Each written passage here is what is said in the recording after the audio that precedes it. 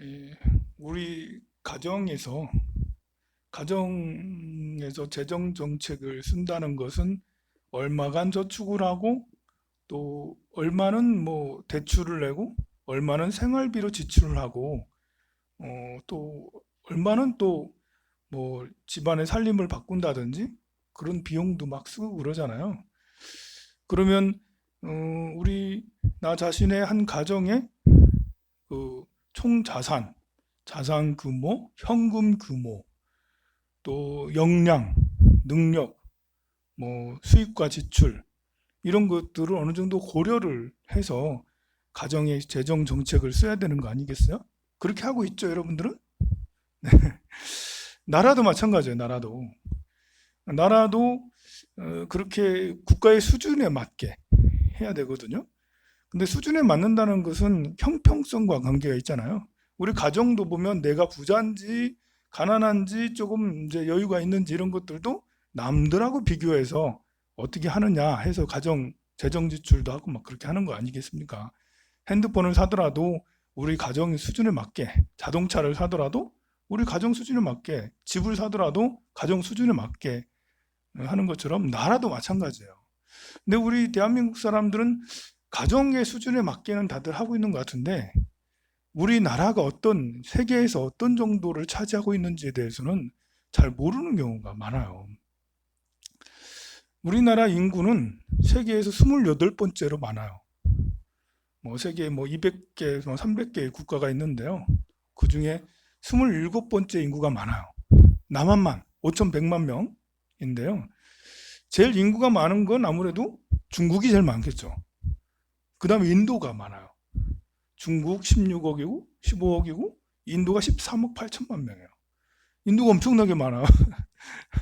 땅에 비해서 너무 많아. 그래서 인도 작년에 인도를 갔다 왔잖아요. 저 인도를 갔는데 깜짝 놀래. 고, 곳곳에 사람들이 얼마나 바글바글한지. 제가 10년 전에 인도 이렇게 성지순례 다녔을 때는 그렇게 바글바글하지는 않았거든요. 근데 지금 곳곳에 너무 바글바글해. 그때는 10년 전에는 10억인가 뭐 9억인가 뭐 그랬거든요. 그 몇 년 사이에 5억 명이 5억 명이 늘은 거야 세상에. 바글바글해. 그래서 이번에 코로나 이야기 나왔을 때도 그 인도 일단은 이제 그 감염 시작되면 이거는 걷잡을 수 없다. 버글버글하니까 곳곳이 다 바글바글해. 의료 시설도 안 좋아. 최악의 상황이 발생할 수 있다라고 할 수 있는데요. 인도의 모디 총리는 이렇게 델리를 봉쇄했었죠. 봉쇄하니까 사람들이 일용직 노동자들이 너무 많아가지고 고향으로 돌아간다고 나가는 인파가 그냥 그 6.25 피난민 가듯이 가는데 야 정말 어마어마하대. 근데 너무 신기한 거는 그렇게 하고 나니까 뉴델리가 공기가 맑아졌어. 뉴델리 가면 뭐 못 돌아다녀요. 공기가 너무 나빠가지고. 어, 그 세- 지구에서 세 번째 인구가 많은 나라는 어딜까요? 미국이에요. 미국. 미국이 3억 3천만 명 정도 돼요. 미국은 참 이제 중국이 국가가 면적이 더 넓을까요? 미국이 더 넓을까요? 우리는 중국이 영토가 더 넓을 거라고 생각하잖아요. 미국이 영토가 더 넓어요. 야, 미국은 영토도 넓고요. 인구도 많고요. 그리고 또 자원이 풍부해. 뭐 자원이 뭐 석유가 뭐 엄청 많이 나. 뭐 정말 복 받은 나라야 미국도 가면. 자, 그래 이제 그 이렇게 인구를 쭉 이제 나열을 해보면 의외로 일본이 1억 2천 3천만 명 정도 돼서 적지 않고요. 11인가 그래요 일본이. 어, 뭐 2억 명 뭐 이렇게 브라질이 뭐 4위든가 5위든가 거기도 한 2억 3억 정도 이렇게 되거든요. 적지가 않죠. 나이지리아 같은 데도 적지가 않아요. 한 2억 명 되고요. 파키스탄 이런 데가 2억 명 정도 되고요. 그리고 방글라데시가 1억 6천 명. 가난한 나라들 인구가 많으면 참 그렇습니다. 그 인구하고 면적은 우리나라가 정말 좁죠. 근데 이제 경제 규모가 GDP가 또 중요해요. GDP는 단연 뭐 미국이 21조 달러로 엄청나고요. 그 다음에 중국이 14조 달러 정도 되고요. 일본이 3위예요. 일본이 5조 달러가 좀 넘어요. 그 다음에 독일이고 영국하고 프랑스는 비등비등해요. 한 2조 5천억, 3조 달러 정도 이렇게 됩니다. 우리나라는 1조 6천억 달러 이렇게 되고요. 그래서 경제 규모하고 면적하고 아니 인구하고 경제 규모하고 인구하고 이런 걸 따지면 우리나라가 세계에서 10위 안에 들어가요. 한 7번, 8번째 정도 되는 그 정도 그 규모가 되는 나라고 군사력으로 하면 7인가 그래요. 우리나라가 군사력을 나타내는 지표가 있어요. 그걸 보면 한 7위 정도 돼요. 가만 보면 우리나라가 땅만 좀 좁지 또 자원만 별로 안 나지 전 세계에서 10위 안에 들어가는 여러 가지로 이렇게 그 문화적인 이런 거나 또 소비하는 이런 거나 생산하는 이런 거나 또 교양적인 이런 거나 10위 안에 들어가는 나라예요. 경제력이 작은 경제력이 아니에요. 아까 말한 것처럼 우리 가정이 어느 정도 남들과 비교해서 어느 정도 되는지 알아야지 내가 어디에다 투자를 할 수 있고 또 지출을 차를 어떤 걸 쓸 수 있고 집을 어떤 걸 타고 이렇게 하는 것처럼 우리도 국가에 대해서 어느 정도 알아야지 재정 정책을 쓰고 그러거든요. 우리나라는 또 재정 빚이 옛날에는 빚이 있으면 안 되는 거였잖아요. 요즘에는 가게가 대출이 없는 집이 없을 정도로 모든 집들이 다 대출을 끼고 사는데요. 대출이 많으면 많을수록 부자라는 소리 들어요. 어, 물론 이제 그만큼 그 능력이 되기 때문에 그러겠죠. 그래도 대출이 없이 재정 규모가 큰 게 아무래도 집안에서는 좋은 거죠. 어, 근데 우리나라의 이제 정부 재정 지출은 세계에서도 제일 적기로 유명해요. 0.4, 0.4% 정도? 0.4%가 아니라 40% 정도? 나라 빚의 규모는 어떤 식으로 따지냐면요. 총 생산량의 몇 프로 정도 이렇게 따져요. 우리나라가 1600조 원, 1조 6천억 달러니까 2천조, 1년 생산량이 2천조 원 정도 되거든요. 거기에 40% 정도 되는 빚을 지고 있죠. 일본은 2.5배의 빚을 지고 있어요. 미국은 1배. 그러니까 미국은 2경이 넘는 2경 한 3천억 달러의 정도 생산량인데 그 정도 빚을 지고 있어. 중국은 14조 달러 규모인데 그 정도 빚을 지고 있고요. 그러니까 그런 나라들에 비하면 우리나라가 정부 재정이 굉장히 건전한 편이에요. 왜 이야기를 하냐면 왜 계속 며칠째 얘기를 하지만 정부에서 이번 추경 예산 해가지고 이런 감염병 사태에서 지출하는 것이 제가 콩알만하다라고 그러잖아요. 외국에 비해서는 콩알만하다. 근데 왜 콩알만한 만큼밖에 왜 지출을 안 하겠어요? 국민들이 무지하니까 그런 거예요. 국민들이 모르니까 다른 나라는 미국은 지금 3천조 원 받고 더 하겠다. 막 이렇게 3천조 원 받고 더 하겠다. 2조 달러뿐만 아니라 거기다 몇천억 달러 더 했었으니까 이 3조 달러 받고 더 가겠다. 3천조 원 받고 더 하겠다라고 이렇게 하고 또 독일도 1,300조 원을 쓰겠다라고 또 일본은 600조 원을 쓰겠다. 막 이렇게 하는데 사실은 우리나라 정도 되는 규모나 이런 재정이나 이렇게 되면 우리나라도 한 200조 정도는 써야지 맞아요. 일본하고 3배 정도 차이 나거든요, 우리나라가. 200조 정도 쓰면 100조 정도는 기업을 위해서, 금융을 위해서 이렇게 쓰고요. 나머지 100조에는 우리 국민들한테 다 풀면 돼요. 100조 원을 국민들한테 골고루 풀면 한 사람당 200만 원씩 줄 수 있어요. 이제 우리나라 상황을 모르면 정부에서 한 사람당 200만 원씩 준다더라 이러면 나 뒤져라. 나라 살림 거덜낼 일 있냐라고 하는데 정말 이렇게 진짜로 이렇게 우리의 수준은 어느 정도 되는가를 생각을 해보면 물론 위험하죠. 그렇게 하면 자 그러면 우리가 이렇게 재정 지출을 많이 한다. 이러면 어떤 현상들이 나타나냐?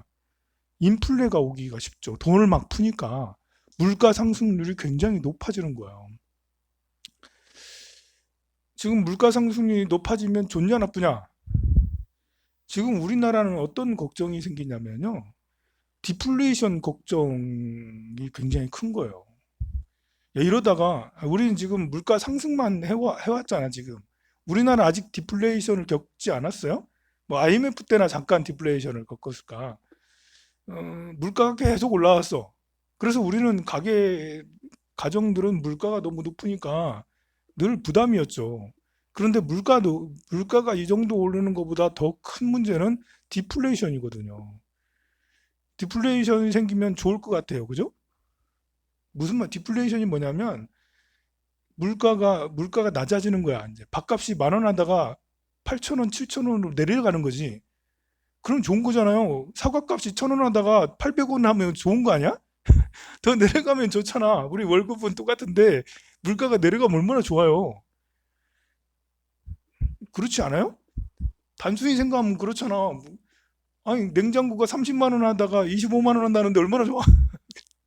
그런데 이래 되면 물가가 내려가면 당장은 좋아 보일 것 같아도 이게 이제 소비 지출이 너무 낮아 버리는 거예요. 사람들이 안 사는 거예요. 더 떨어질까 봐. 더 떨어지길 바라는. 우리가 올라가면 더 올라갈까 미리 사야 돼. 내년 핸드폰 값이 더 올라간대. 아유, 내년은 200만 원인데 올해 150만 원인데. 그럼 올해 빨리 사야지. 그럼 올해 빨리 사야 돼. 자동차도 내년 되면 200만 원인데 올해 빨리 사야지. 그래서 소비가 이 물가 상승이 어느 정도 되면 소비가 사람들이 내년 되면 더 비싸지니까 올해 사거든요. 근데 점점 디플레가 되면 점점 물가가 낮아지니까 더 안 사.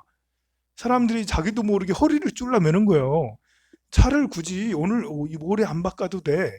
내년 되면 더 싸져지니까. 후년 되면 더 싸진다잖아. 그래서 이래 되면, 이래 되면 정말 국가 비상사태, 공황상태가 이게 디플레이션이 되면 돌아오지 않는 20년, 30년을 겪은 일본처럼 일본이 바로 디플레이의 전형적인 저성장의 전형적인 모델이거든요.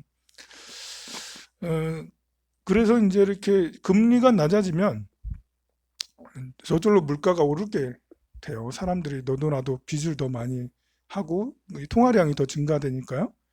근데 통화량이 증가되면 현금 자산이 별 쓸모가 없어져. 이렇게 0%대 이렇게 되면 그럼 내가 10억을 통장에 넣고 있으면 예전에는 한 300만 원에서 500만 원 정도 1년에 이자 수입이 있었어. 그래서 그걸 이제 연금처럼 생각을 하고 썼다는 말이지.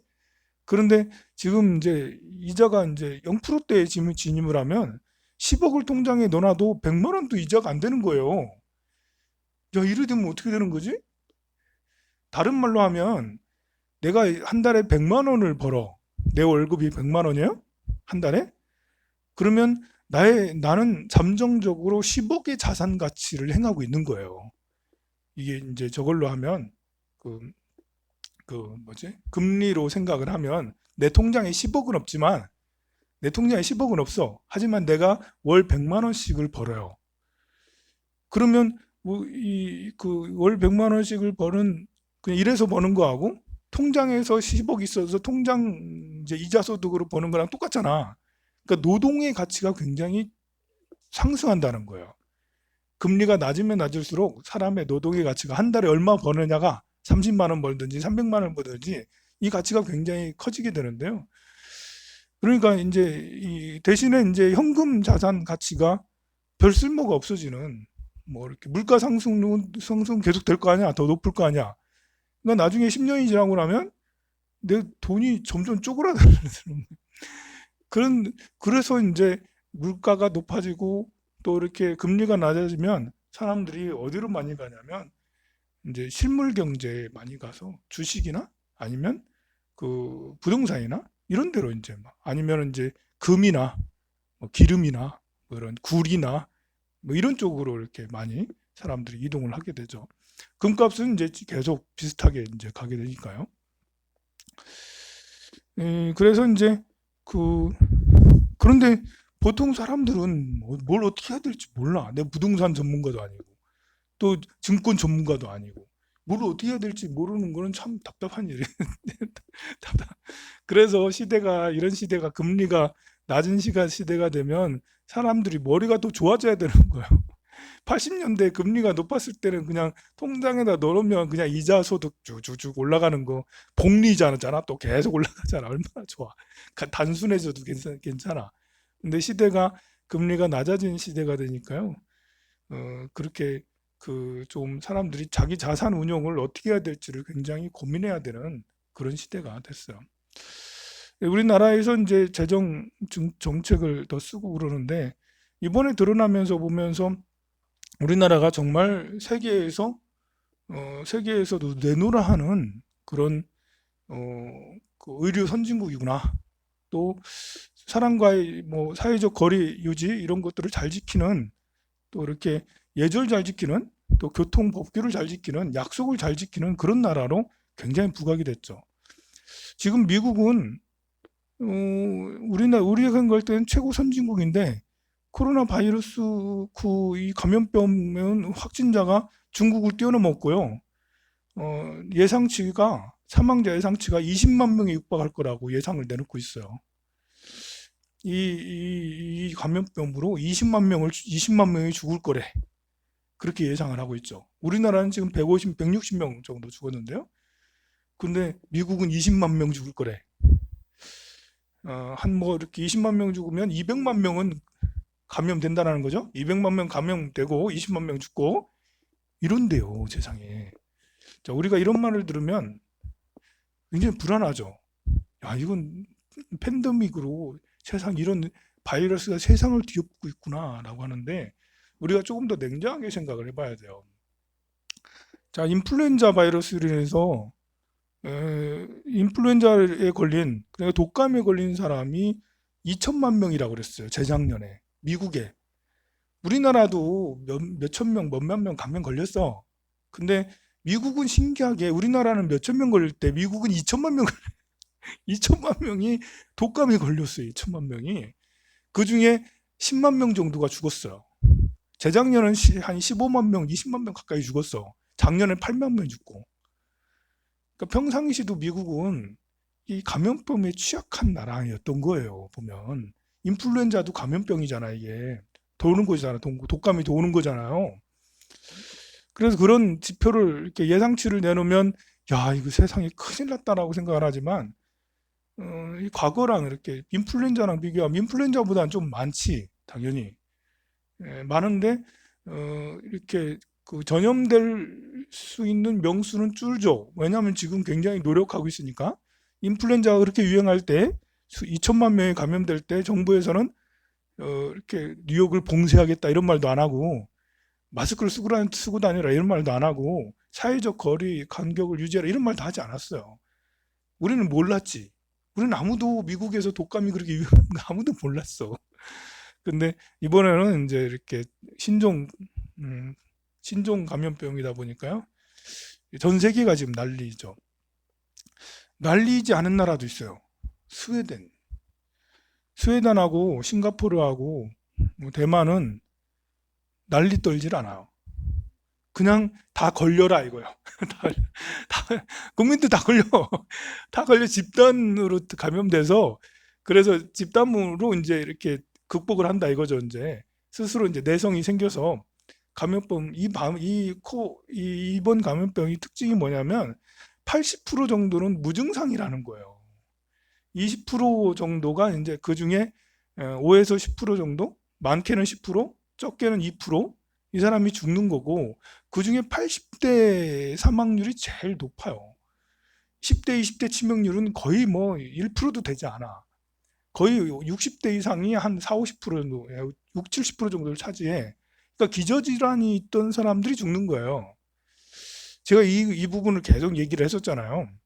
그래서 그런지 이 스웨덴은 아예 정부에서 그냥 질병관리본부에서 걸리세요. 그랬어요. 우리 그 제재하지 않겠다라고. 걸리라고 제지를 하지는 않지만 그냥 두도록 하고 있어요. 이거는 근데 좀 국민 목숨을 담보로 좀 너무 시험에 들게 하는 이래도 되는지 모르겠지만, 어쨌든 그런 방법으로 취하는 나라들이 대표적인 나라가 스웨덴이었고요. 처음에 영국도 그러려고 했었어요.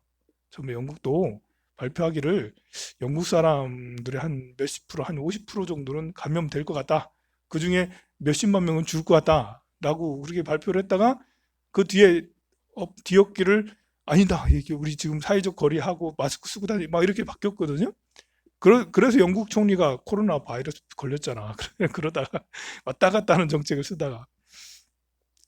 예, 그래서 이거는 뭐 이렇게 그 굉장히 이렇게 그 감염병이 위험하긴 하지만 또 세상이 다 놀래 자빠지고 있구나라고 할 수도 있지만 또 또 아닐 수도 있다라는 뭐 공황이 될 수도 있다 아니면 이렇게 하다가 그냥 다시 풀린다.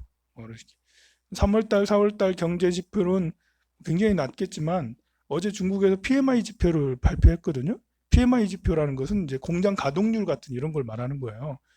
50%가 넘었거든요. 52%막 이랬는데 그러면 거의 뭐 정상 가동은 아니더라도 정상 가동에 준하는 그런 가동률을 보이고 했어요.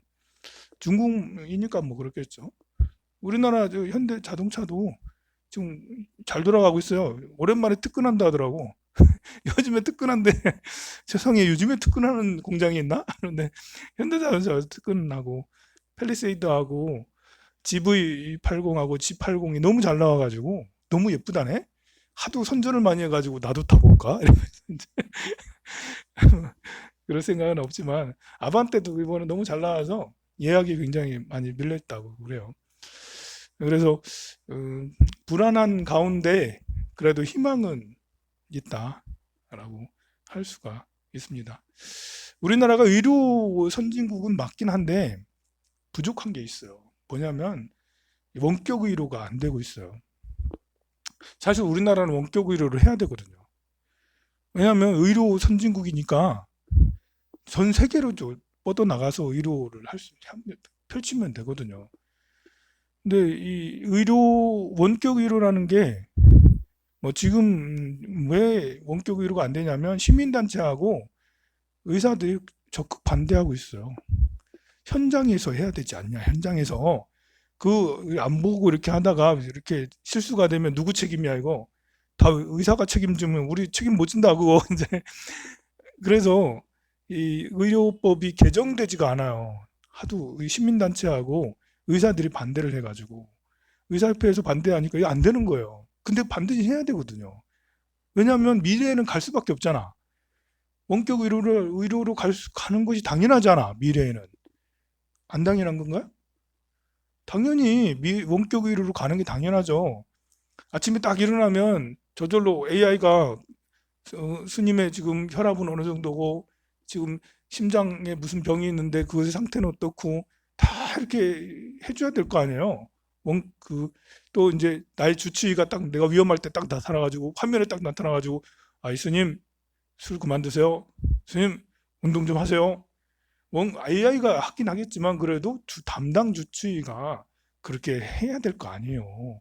그게 미래 시대의 일이잖아. 그게 오래 걸리지도 않아. 5년, 10년이면 그래 될 수도 있어요. 그런데 이쪽 시장 원격 의료의 이렇게 시장이 이미 아마존하고 애플 이런 데에서 구글 이런 데서 선점을 했어요. 우리가 원격 의료의 이런 그 원격 의료를 우리나라가 이렇게 펼치잖아요. 그러면 아마존 시스템을 쓸 수밖에 없어요. 아마존은 뭐 안 하는 게 없어. 대단해 보면. 우리나라는 그래도 SNS에 카톡이 있잖아. 그나마 이제 밴드 같은 것도 있고. 그래서 카톡이나 밴드를 쓰잖아. 이런 나라가 우리나라밖에 없어. 중국하고 이런 우리나라밖에 없어. 전 세계적으로 다 페이스북 쓰죠. 그리고 인스타 쓰죠. 사람들 다 이제 아마존, 애플, 구글 다 이런 것만 써요. 페이스북이 다 이런 것만 써요. 그래서 아니 그런 SNS를 페이스북 쓰고 하는 것처럼 우리가 이제 플랫폼을 써야 되잖아.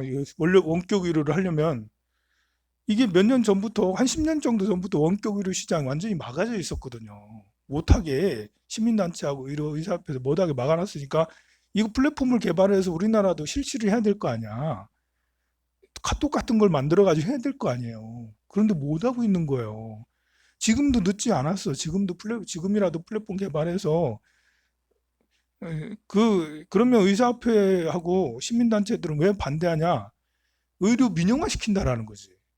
의료 민영화 시켜가지고 지금 그 미국 같은 데는 의료 민영화돼 있으니까 의료 비용이 너무 많이 들잖아요.